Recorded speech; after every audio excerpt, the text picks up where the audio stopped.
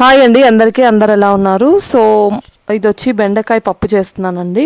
So మా హస్బెండ్కి బెండకాయ ఫేవరెట్ వెజిటేబుల్. సో మేము ఎప్పుడు రెగ్యులర్గా బెండకాయ పులుసు బెండకాయ ఫ్రై చేసుకుంటాము. సో ఈరోజు వచ్చి బెండకాయ పప్పు చేశానండి. సో దీన్ని ఎలా చేయాలో చూద్దాము. సో ఫస్ట్ మనం బెండకాయలు చిన్న చిన్న ముక్కలుగా కట్ చేసుకొని ఆనియన్స్, టమాటో, పచ్చిమిర్చి కూడా కట్ చేసేసుకోవాలండి. సో ఆనియన్స్ హాఫ్ పార్ట్ పెద్దగా కట్ చేసుకోండి, ఇంకో హాఫ్ పార్ట్ చిన్నగా కట్ చేసుకోండి, ఎందుకంటే తాలింపు వేస్తాం కదా.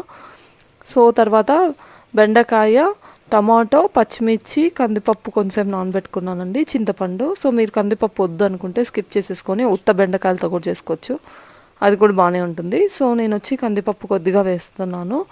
సో తర్వాత దీంట్లోకి మనము కొద్దిగా సాల్ట్, ఇంకా కొంచెము పసుపు, లైట్గా ధనియాల పొడి ఒక టీ స్పూన్లో 1/4 వేసానంతే. సో ఇవంతా వేసేసుకొని మనం 4 విజిల్స్ పెట్టుకోవాలండి. సో మీరు ఎప్పుడైనా ఈ పప్పు ట్రై చేస్తుంటే నాకు కామెంట్ చేయండి. సో మీకు ఏది ఫేవరెట్ వెజిటేబుల్ కూడా కామెంట్ చేయండి. సో ఇలా మిగిలిపోయిన బెండకాయ ముక్కలు కూడా అంతా వేసేసేసి పైన సాల్ట్, కొద్దిగా పసుపు వేసుకొని కుక్కర్ పెట్టేశానండి. వాటర్ కూడా కన్సిస్టెన్సీ మీకు ఎంత కన్సిస్టెన్సీ కావాలంటే అంత వేసుకోండి. ఎక్కువ థిక్గా ఉంటేనే బాగుంటుంది బెండకాయ పప్పు. సో కొంచెం వాటర్ మాత్రం వేసుకోండి. ఎక్కువ వాటర్ వేసుకుంటే కొద్దిగా థిక్గా రాకుండా వస్తుంది. కొంచెం మనం స్టవ్ మీద పెట్టుకుంటే మళ్ళీ థిక్గా అవ్వచ్చు. సో ఇలా వేసుకునేసిన తర్వాత మీరు పప్పుని గెలుక్కునే ముందర కొద్దిగా సాల్ట్, కారం చెక్ చేసుకొని మళ్ళీ కూడా వేసుకోవచ్చు.